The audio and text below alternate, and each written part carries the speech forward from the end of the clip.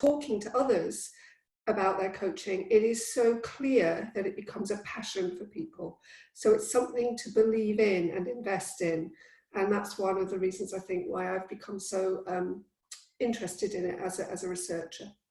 So yesterday in the sun, like many people, it was pretty difficult to concentrate. And I decided in the end to go and sit outside with a sketch pad and some felt tip pens. And so some of the images that I'm using today are the images that I kind of scribbled as I was thinking through what I might say today. I'm looking forward to getting outside again today. I'm sure many of us are. Actually, I just found it really quite a nice way to think through the PowerPoint. It was interesting. It didn't save me any time, but it was just interesting thinking differently, thinking a little bit more creatively about what I wanted to share with you. So I thought it would be useful just to pin our focus down for you just to spend a minute identifying, keeping in your head, possibly noting down and engaging with our theme, 3 words that you currently associate with coaching. Don't worry about sharing them with us too much. Just think about 3 words. And I'm just going to pause for a minute and let you do that.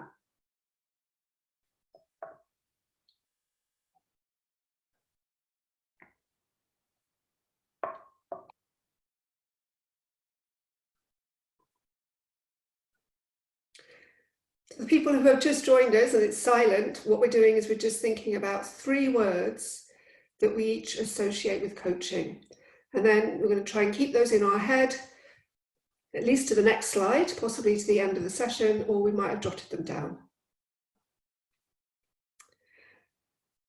And what I'm curious about, and what I'm hoping you'll reflect on now, is the extent to which those words might associate with these aspects.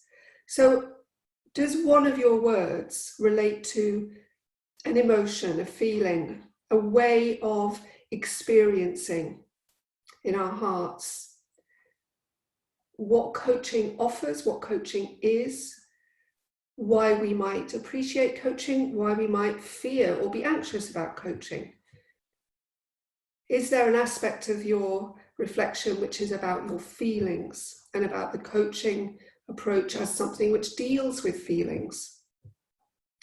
Is there something in your reflection about coaching as a cognitive process, as an intelligent process, as one which engages our minds, one which uses words to explore ideas?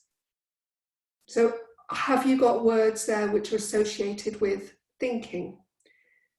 Perhaps words which we might also associate with processes of metacognition, thinking about thinking.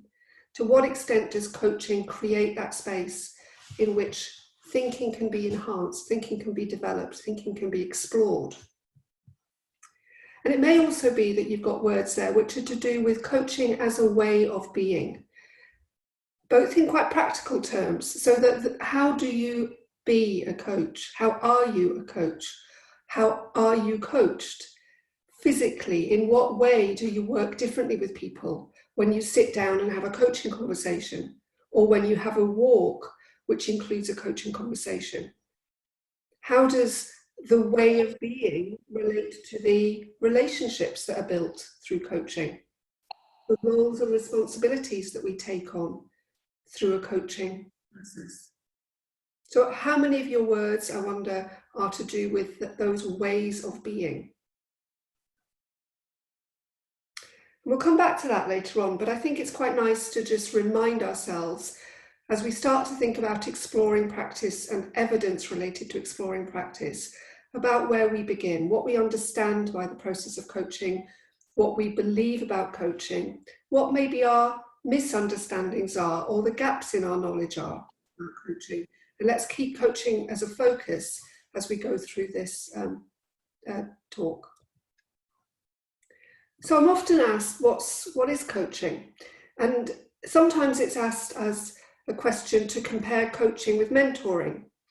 That's quite common in education because most of us at some point have been mentored early on in our career or in our training. most of us at some point have acted as a mentor, either formally or informally, supporting a more less experienced colleague, supporting somebody who's in training, doing that work because actually we've walked the walk before them. So mentoring is something that often we're quite familiar with. Coaching and mentoring are often grouped together, but they're also distinguishable. But they're not poles apart, and they're not easily clinically defined.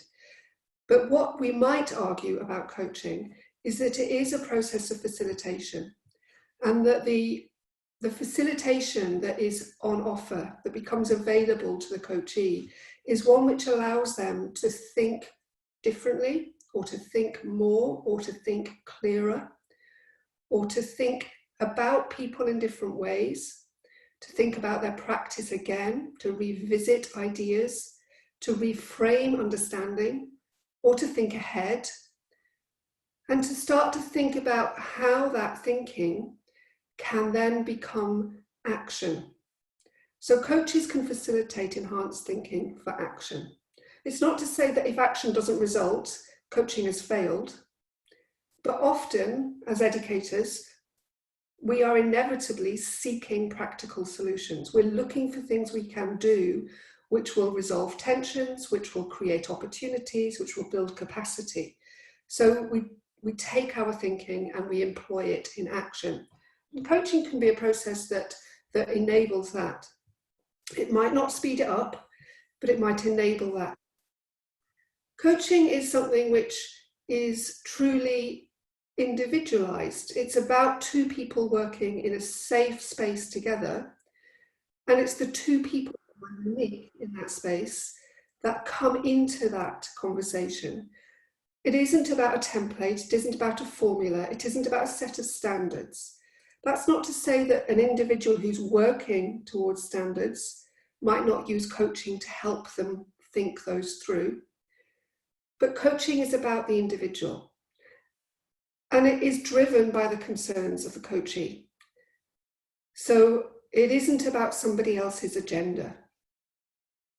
Coaching is a process through which we can aim for greater self-determination, so that we are feeling we have more capacity for decision making, that we have more capacity to think through the implications of our decisions, to think about consequences, to make judgments about what we want to do. So coaching is something which is governed by the stance that we take. It's very often learning related. It might not be about predetermined objectives, but there is an objective of learning, of developing through coaching. We can frame the way that we coach through the tools that we use. We can consider and develop and enhance the dialogue of coaching, and the nature of the dialogue will generate different types of outcomes. Coaching is something within which we need to be conscious of the balance of power. Who's initiating, who's responding, who's stepping forward, who's stepping back. What roles, responsibilities do we have that flood into that coaching space, and to what extent do we need to dispel those, get rid of those at that time? We know that coaching is a place where knowledge can be created, because the thinking creates ideas, creates clarity. That knowledge can then be put into action.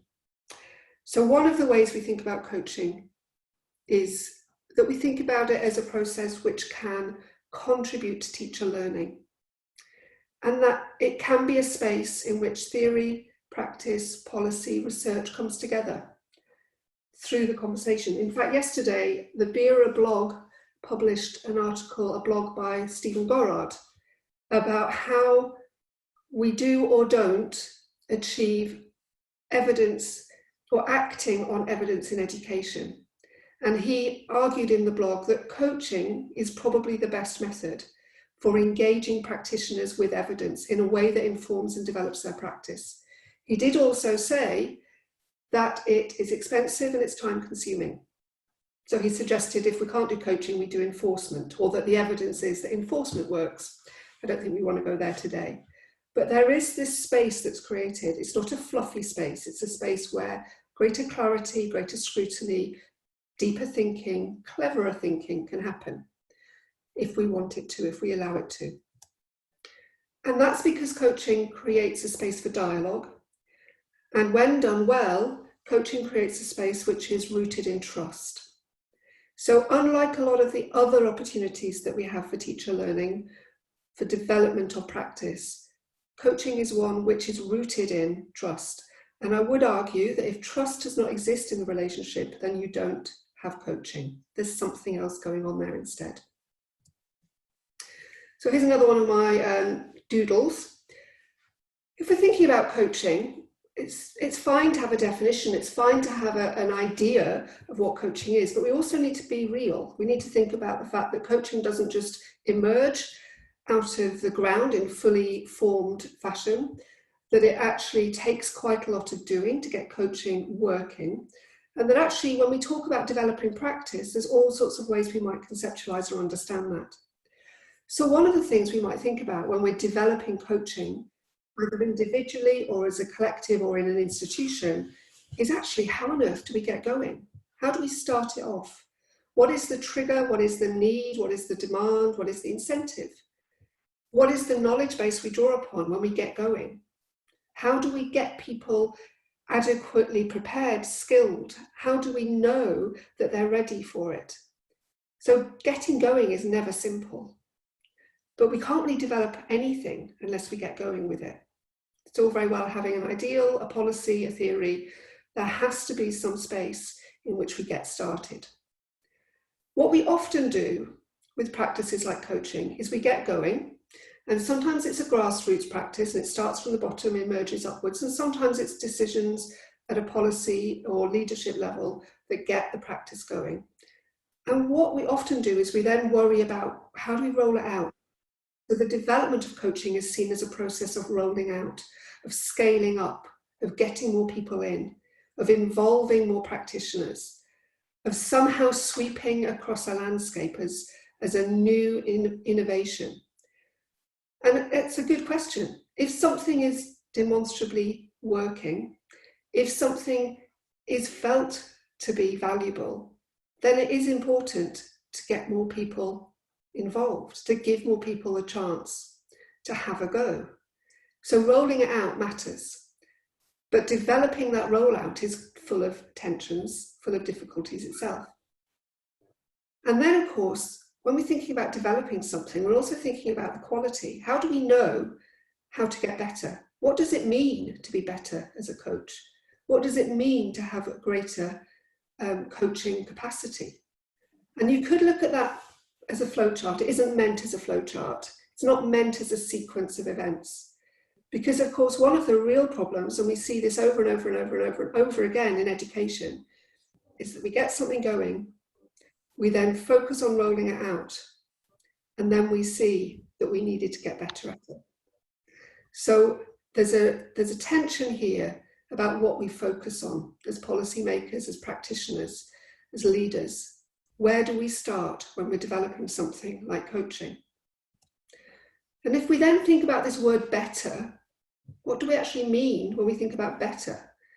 Do we mean that we've become more able to make sufficient use of something, or that there is sufficient capacity to do the work? Is the getting better about sufficiency?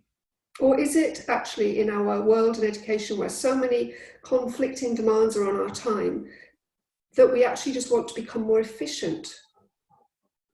Is that the better we're looking for? Something which has a quicker, cleaner, more obvious effect? Or is it something that we recognise as a complex practice in which we need to consistently become more proficient? So is the getting better about being more sufficient of something, having more of it, becoming more efficient in our work, or becoming more proficient? To be honest, I think it's all of those, but actually probably more. I think they are quite reductionist ways of looking at coaching. We'll have a little as we go through. I'm going to start in an odd place here with some evidence, because I'm starting with the answer. from a research project. So often when we talk about evidence, and the idea of this short talk is that it's about coaching as an evidence-rich practice, we often talk about research in the sequence in which it's happening. In other words, what were we setting out to do? What were the methods we used? What were the results, and how can we draw conclusions from those? But I'm actually just going to circumnavigate that, and I'm going to talk about a piece of research that has now been out and about in the public domain for quite a few years, that I was involved with when I worked at Newcastle University. And the school guide to coaching that we wrote as an outcome of that research was actually at the time the most downloaded resource from the National College of School Leadership's website, which was lovely to hear, but you never know what people are doing with a downloaded resource. One of the things that we did when we were looking at coaching, and it was in secondary schools, but it was across schools in 4 regions in England, and secondary schools of all sorts of stripes and colours, was we tried to understand what the nature of coaching practice was as it already existed in those schools, and the extent to which you could describe levels of coaching practice. So the extent to which you could understand where coaching practice worked well, what it looked like. What was the most sophisticated coaching practice out there? And as well as trying to understand what was out there, we were also charged with trying to help develop coaching practice. So I'm going to start at one of the endpoints of the research, and I'm going to share with you these levels. We talked about the fact that coaching exists in many different ways, and that actually it was always worth trying. It was always worth getting started, because if you don't have that experience, you've got nothing to build on. But that it was also worth noting that coaching was a practice that could be done well and could be done better. So as a result of sourcing a whole load of data, and I'll share a little bit about that in a minute, we were able to draw a pretty clear conclusion. Not surprisingly, as every human practice is, there are levels of development. And we had to come up with names to describe those, and those are listed here on this PowerPoint slide. So we talked about coaching at a level which you might best describe as emerging. Then we talked about coaching as one which was more developing. In other words, people were getting better within the practice. And then we talked about coaching as a practice that could be seen to be refining. It was clearer, it was more focused, it was having more impact. And then the highest level of coaching that we observed, and we could see people working towards, was what we called co-constructive practice. The short descriptions that are underneath each heading there don't mean a great deal right now, because they're very much skeletal descriptions. But even if you just start to look from the bottom to the top, you can see something about the nature of the dialogue, just revealed in those very slim descriptions. So if coaching is about dialogue, it is about using dialogue to develop opportunities to facilitate thinking, to impact on practice, then what we recognised we needed to do in this research was we needed to gather evidence of the dialogue. So the way that we did this was through capturing audio and video recordings of coaching sessions, which were then transcribed and fully coded and analysed. In other words, if we were going to understand how to understand coaching and how to help others to develop coaching, we needed to get a handle on the nature of the evidence that would be relevant to us. And when we talk about evidence generally in educational research or in educational policy making or leadership, we know that there are all sorts of forms of evidence. So one of the things that we're aware of is that evidence is sometimes recognised as things that can be counted, things that can be measured. So in our research, for example, it was relatively easy to work out what the average length of a coaching conversation was, because we had the coaching conversations audio and video recorded. That might seem like quite a trivial piece of information, but we had some coaching conversations that were 7 minutes long and some that were 55 minutes long. And inevitably, some in between those two. So just on a simple measure, it was worth noting the extent to which shorter or longer coaching conversations might be deemed to be productive.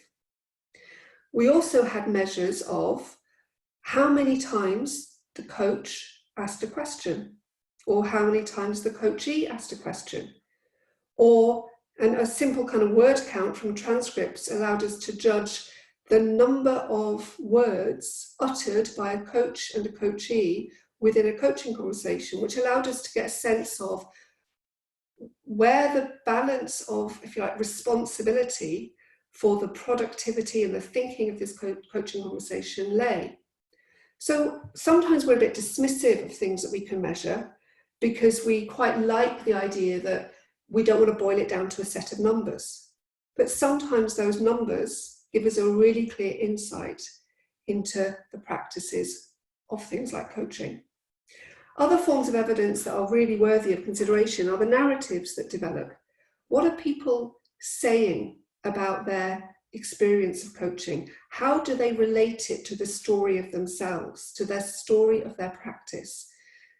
How do they build and weave ideas together as they explain and explore coaching, for example, through interviews or in focus groups or through short written reflections? What narratives can we capture that explain to us what coaching is and how it is experienced? Some of the evidence that we collected, or that you might collect if you're thinking about developing coaching as an evidence-rich practice in your own setting, is evidence that can be captured quite quickly, quite immediately. It's important not to dismiss that, because if you can capture quick and immediate evidence, then you can feed it back in. It can become a feedback loop for helping you develop a practice. But of course, some of the evidence that's relevant in aspects at work like coaching is much slower paced. It needs time to evolve.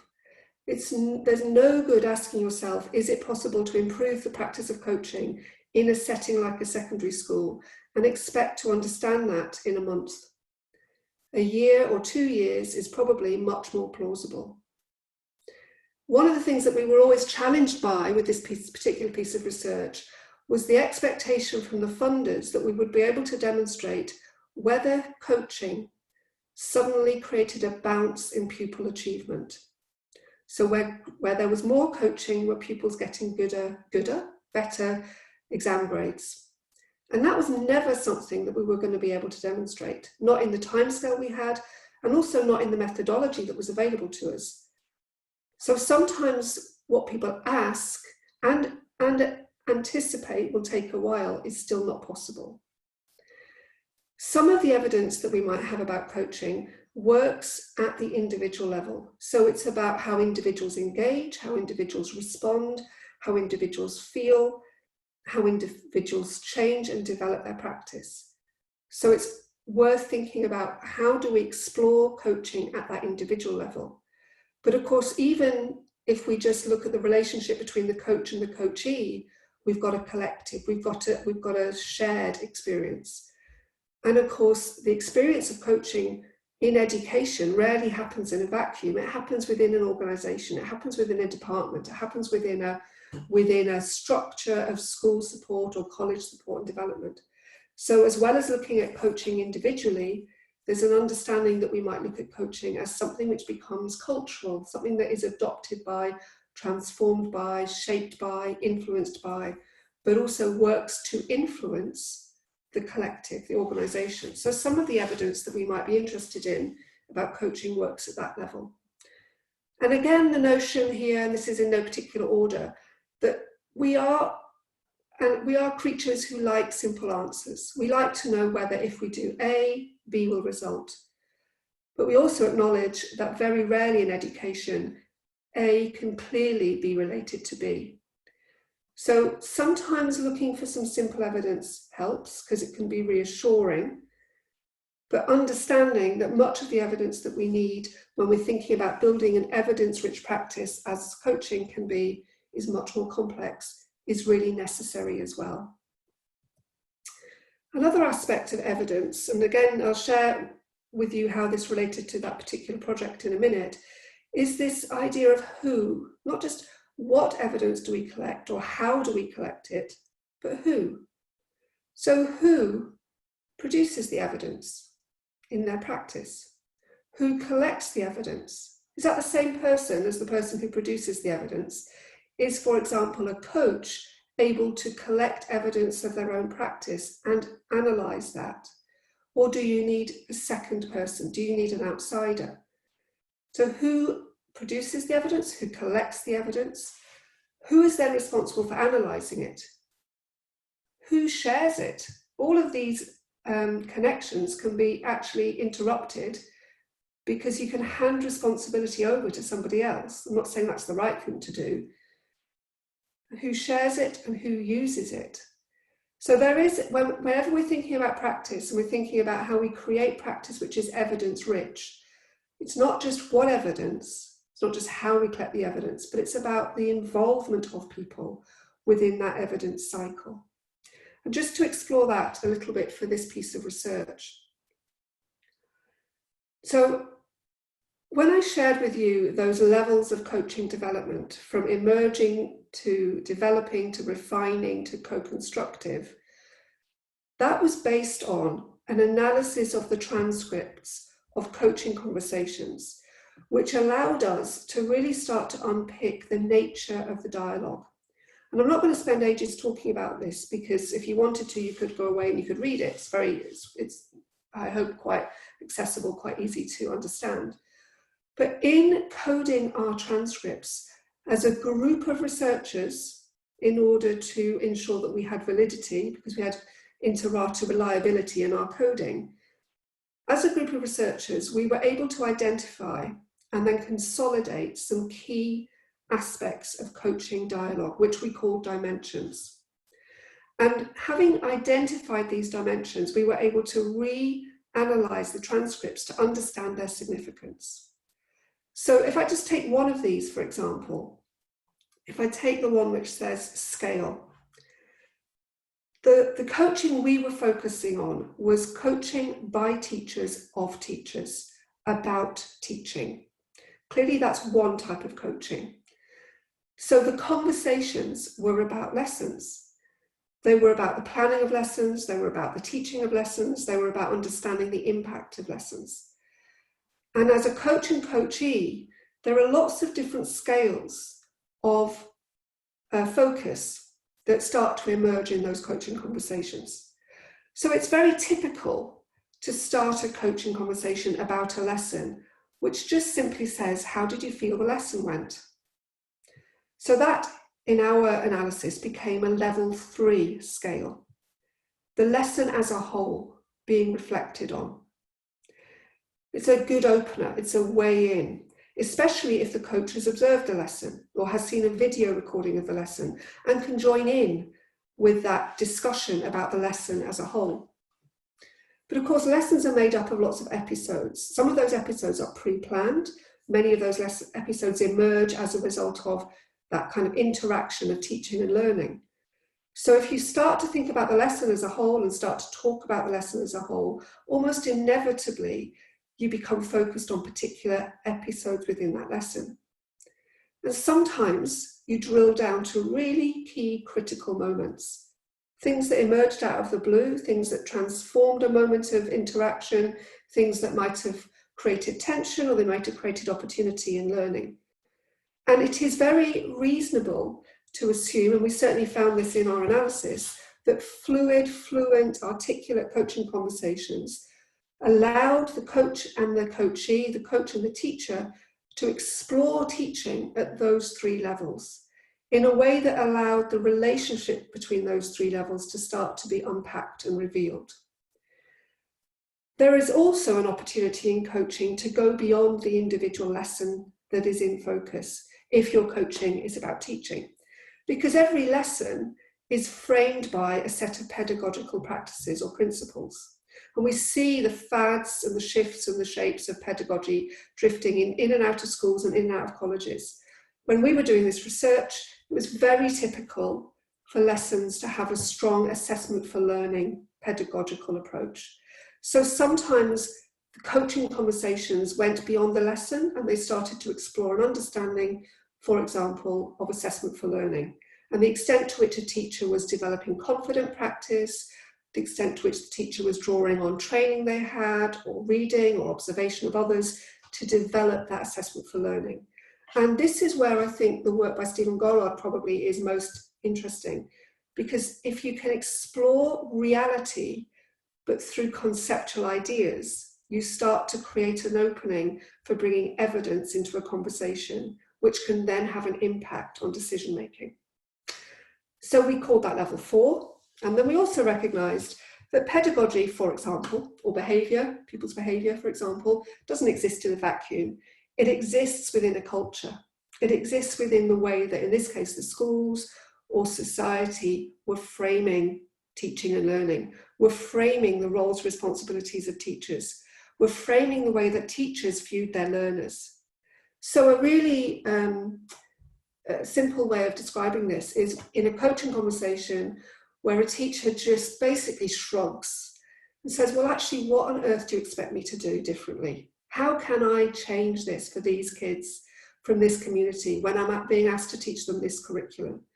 So that reference up to the bigger challenge, the dilemma that we are not creating clinical practice that is disassociated from factors and influences in a school or college level or in society.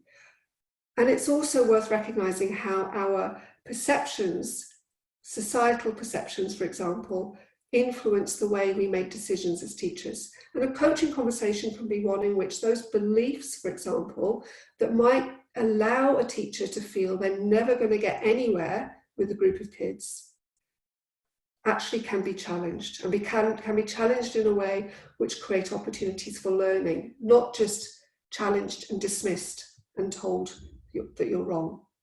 So just looking at that scale, just looking at that one dimension, gave us a way of understanding the nature of the dialogue, and also understanding how the dialogue became richer, became more dynamic, became more open, became more inclusive of both parties, and became an opportunity for rethinking, reframing, drawing in evidence, and actually allowing this facilitation to happen that we described earlier on, which allows for thinking for action. So in that case, we were looking at a transcript, in a way, counting things, measuring things. We were able to come up with a very clear sense of how coaching dialogue for coaching for teaching, or by teachers with teachers, can really be enhanced. My friend Terry Colkin sent me this earlier on, or late last night actually, so he'd seen some of my images on Twitter, and he converted one of them into a nice slide for me. So this goes back to our notion of evidence. So let me tell you something slightly more about our particular project. As I said, one of the things that we did was we took the audio and video recordings, we transcribed and we analysed them. And then we asked ourselves, how can these help coaches understand their own work and understand how to get better? So the coaches produced the evidence with their coachee. They collected it through audio, they gave it to us, we analysed it. We then shared that evidence back with them, both their own individual transcripts and the analysis of it, but also the more holistic frames, the concepts, the big themes, the understanding. Because what we wanted them to do as coaches was to use it, because we wanted to know whether the sort of evidence that emerged from our analysis was helpful in the developmental process.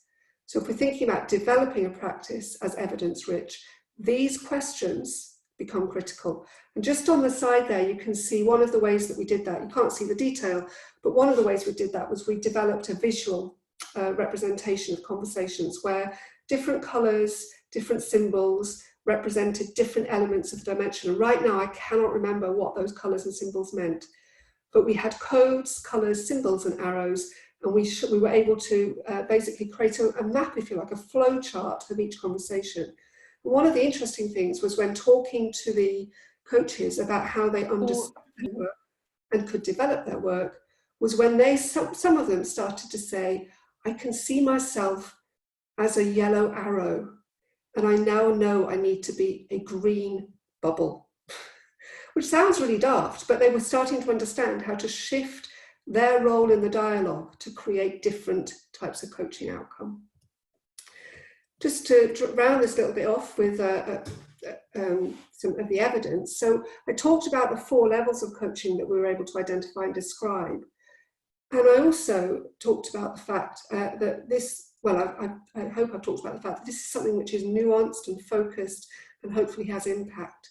And you can see in these 2 text boxes some of that nuance. So on the bottom right, that's a description of typical co-constructive, collaborative coaching using the language that we used in our analysis.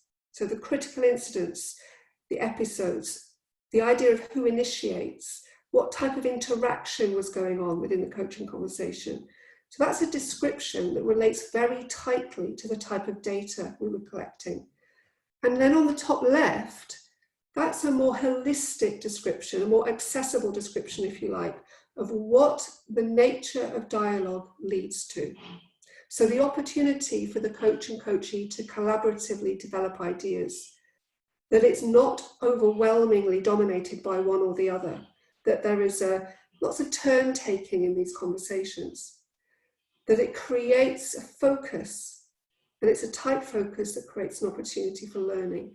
I'm not going to read it all the way through, because if you want to, you can go to the research, but just to give you a sense that if we're looking at coaching as an evidence-rich practice, it's about collecting and analysing evidence, but it's then about putting that evidence into a frame or a framework, if you like, which becomes accessible and descriptive so that people can actually think, who am I then? What kind of coach am I?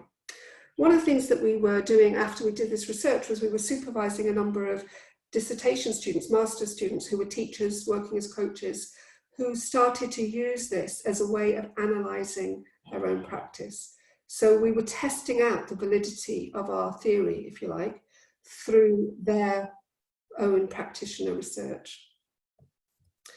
So those are just one of the ways to start to think about this evidence-rich practice. What kind of evidence do we want? What do we value? How can we collect it? How is it useful? How does it combine together to create an understanding? But also that sense of who is involved and in what way are they involved. And one other short slice of evidence, just to give you a contrast. Another piece of research that we were involved with looked at comparing coaching with mentoring with lesson study. And the reason we did that was because we were aware that in any one school, at the end of the day, there might be 2 or 3 teachers sitting in or student teachers sitting in a classroom talking about practice, but they would be doing it using different structures for different intents. And actually we wanted to start to explore what does that look like and how do they compare with each other. So we have here some conclusions that came from a piece of research that employed a single method, which was semi-structured shared interviews. So the coach and the coachee, the mentor and their mentee, or the 2 or 3 participants in a lesson study approach. And I'm not going to spend ages talking about this, but it's just a different form of evidence enabling us to come to some more conclusions about what we find of value that supports the productivity, the outcomes, the experience of coaching. None of this would be hugely surprising, but what's always nice about research is when it kind of coincides with our gut feeling. It tells us what we believe to be the truth. It's important to let that be challenged as well, but it's also okay to say, actually, the research suggests what makes sense makes sense. And this was one of those examples, I think. Go back to your 3 words. This is something, it's not a trick, obviously, but this is something which I've done on occasion in coaching training sessions, is just say to everybody at the beginning, write 3 words on a Post-it note, or 3 words on 3 Post-it notes, and then collect them together. And once I did that with a group of teachers in Northallerton, there were about 100 of them, a bit overwhelming. I collected 300 Post-it notes. I then spent some idle time putting it into a spreadsheet, and then I did a word cloud. And as you can see, those sorts of words are probably the sorts of words that you wrote down or thought about at the beginning.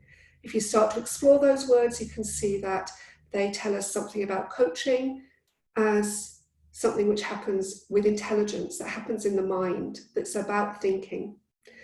It also tells us something about coaching as a way of being. So coaching as something which is supportive, coaching which is about being questioning, coaching which is about opening yourself up to being listened to and being good at listening. And there's also words there that tell us something about how we feel about coaching, how coaching makes us feel. So the fact that when we coach, we might build trust and feel trusted. When we coach, we share our enthusiasms. When we coach, we are able to relax into ourselves. We're able to allow our coachee to relax into themselves. That it's not something that is driven and urgent. It's a space that we create that is safe, that allows for that exploration of ideas. So just to draw this to a conclusion, Terry sent me this one this morning. This is my heart in he's constructed this, I think, on an iPad. When we're thinking about coaching, let's create a space in which we can be curious, and let's use that space to have choices. And let's also think about the evidence that we use to build and develop that into a really refined practice, not a lazy practice, not one that just ticks boxes, but one that really can make a difference. And simply as a way to extend your opportunity for thinking and learning, if you would like to, you can access the Collective Ed working papers. Collective Ed is the research and practice centre that I lead at Leeds Beckett University. And one of the things that we've spent a lot of time doing, and I am particularly proud of, is generating a series of working papers through which coaches, mentors, leaders, researchers, practitioners of all sorts share their work. Sometimes it is very research driven, sometimes it's very practice driven, and sometimes it's actually just a space for sharing thoughts. So if you're interested in working papers with some additional opportunity for reading, then you can access those. One of the things we're trying to do at Collective Ed is we're trying to create conversations. So I am keen now to open up this space. It's not a lot of time, I know, but open up a space for a bit of dialogue. Thank you. Wow, Rachel, that's amazing. Can everybody give Rachel a bit of a jazz hands if you've got your camera on, or a clap or whatever? Just fantastic. Absolutely brilliant. I love it. Thank you. Rachel, would you mind stopping sharing and let's go into the full Celebrity Squares look? Whoa. How amazing to see all these people here. Yeah. Wow, wonderful. We've got just under 10 minutes before we do a quick change around into the next session, which is going to be Hayley and Matt from Chesterfield College. So let's go with questions for Rachel, rather than discuss the critical question, which you can do on any of the 4 social media platforms: Twitter, Facebook, Instagram, or LinkedIn. But if you can ask a question, if you've got a cam, I mean, maybe this is the point, if you can, at which you can put your camera back on so that we can just see people, and let's hope we don't crash the system. Rachel, it's not a question, it's just an observation. I just loved the way where you were researching the practice of coaches, but then for the coaches to be able to have a look at those transcripts, to see what they have said, and for them to use that as a way of improving their own practice. That's absolutely fascinating. Yeah, I think that was my favourite bit of the research, actually, because the slog of, well, we didn't do the transcriptions, thankfully. Research associates helped us with that, but the slog of analysis can just seem a bit overwhelming, especially when you're very conscious of, you're just one person and you're part of a team and you have to double check with each other whether you're coming to the right reasonable conclusions. But the pleasure of being able to take each transcript back, coded with those flowcharts, as a product, as something which is representative of the work, it's truthful and representative of the work that people do, and their fascination with it was just genuinely really exciting. And it was in that respect, it was a lovely project to be part of, and it took about 2.5 years. So we built some relationships with people, but and some people engage much more seriously and much more, with much more of an open mind than others. But that was usually a moment of insight. And you need those moments of insight if you're going to create moments and opportunities for change. Change doesn't just happen, you know, well, it does, to be fair, all sorts of things happening. But in the world that we work in, if we're looking for intelligent practice, we need insight, and you need a way of triggering that insight. And it did work in that respect really well. Brilliant, brilliant. Matt, is that you just stretching or asking a question? Just stretching. Brilliant. Anybody else got anything they want to ask Rachel? Don't be shy.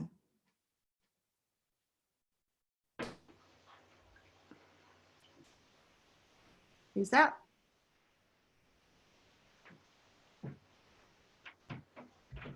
No, it's hard when there's so many people. So many people, yeah. You need them to wave. Yeah, we need you to give us a wave. If you want to ask anything or just comment. Simon, did you want to say something? Oh, hello, Binam. All right.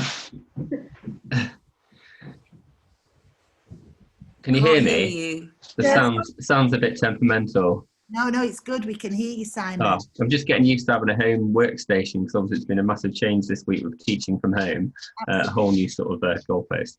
In relation to your talk about coaching, so moving forward, where do you see your research going next, and what's the next big project for you? Oh, gosh, that sounds like a PDR question, doesn't it? It's a good question, actually, and it is. Well, there's a couple of things that I'm finishing off and working on now. So the most recent piece of research was about leadership coaching, actually, and it's not an area that I thought I'd be all that interested in.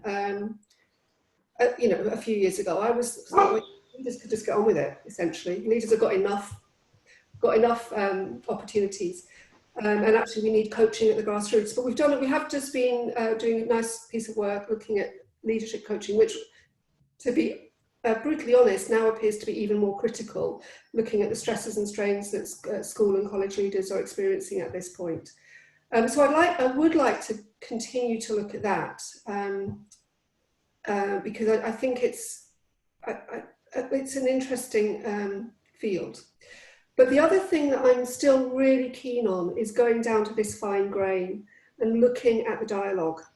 So I have some data, isn't fully analysed, but I want to, if I can, and it may be that this is the moment when I can do it, it's data which emerged from coaching conversations between speech and language therapists and early years and primary teachers, about how those early years and primary teachers could better understand the needs of the language needs of the pupils in their class, and how they could draw upon a conversation with a speech and language therapist orientated towards reality in their classroom, using video of their classroom practice, to really think about themselves as being able to develop communication-rich pedagogy. So I appreciate that, you know, you're all FE practitioners, and this is at the very other end of the scale, but I still am really fascinated by the nature of the dialogue, because, to be honest, if we don't understand that, and if we don't understand how to make it better, we know nothing about coaching, because coaching is dialogue. So I'm looking to do some more of that, I think. Good.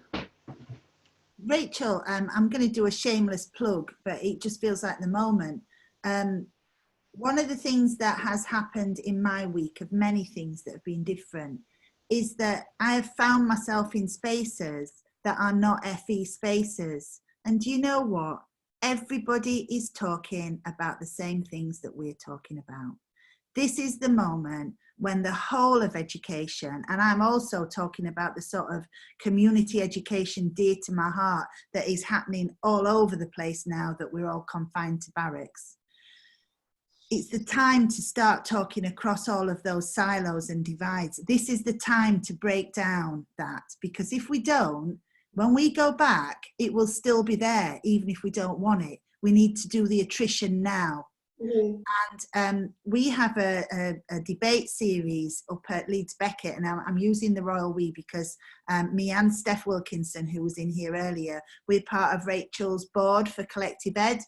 And we've got this debate series running called Carnegie Big Six. And obviously we've postponed them, but we've still got 4 to go, I think, Rachel, haven't we? They're on all topics of education. It's not just about coaching and mentoring.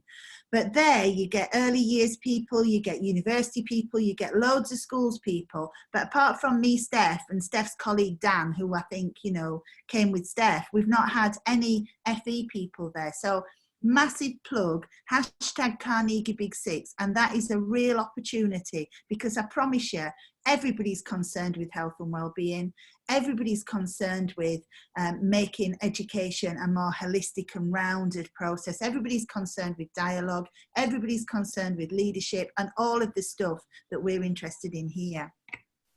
Yeah, and I do think it's such an important thing to recognise that if we work in silos, we can't learn from anybody outside the silo. It's such an obvious statement, but I have been really, really lucky in my career. I started as a secondary teacher, I became a secondary PGCE tutor, and it would have been really very straightforward and easy for me to remain in that zone. You know, I became director of a secondary PGCE course, I could have lived that life for ages. But one of the things that I learned so much from as an early career academic and teacher educator was a project which was based around learning to learn. It was based around teachers undertaking action research, and the nicest thing about that project was that all of the participants came to an annual conference, and this was over 4, 5, 6 years. And the annual conference had people from early years through to FE and into HE, including everything in the middle. And the most frequently heard response to that was, I would never have imagined the conversations I would have had with people, because I've never been in a space with people to have conversations across the sectors. And also, I would never have imagined I'd have learned so much. So just one example of that, a few years into my work, I was running a master's programme at Newcastle University, and we had a coaching module. And I had a consultant, a palliative care consultant was taking this master's module because he was in medical education. So he taught as well as practiced palliative care. And he was on the module, and we were talking, actually it wasn't coaching, it was inquiry-based learning. And he was talking about his conversation with an early years teacher about philosophy, no, a primary teacher about philosophy for children that he'd had at one of these action research conferences. So he taught 5th year medical students, because you don't do palliative care until 5th year, or at least you didn't then. He taught people who were very much kind of ingrained in medical clinical models. And by the time they came to do the palliative care, he needed a different space to explore with them, the ethics, if you like, humanity, the whole other aspect of medicine, which had not been disregarded, but perhaps hadn't been central until they came to this point, this module on palliative care. And he said that his work with them had been transformed by their single conversation he'd had in a workshop with a primary teacher who had explored and developed using philosophy for children. And he'd rewritten his module, and he'd engaged hundreds of, well, he was going to be over time engaging hundreds of 5th year medical students on the basis of that single conversation outside of his silo. So I think FE is a real melting pot anyway, isn't it? You come from so many different disciplines, professions, you know, so many different people working in FE, but in a big college, it's quite hard, I'm sure, to catch up with everybody. But even beyond FE, those opportunities for conversation just need to be given, I think. And it is, for me, that is one of the basic principles of Collective Ed as a research and practice centre, is that this is inclusive.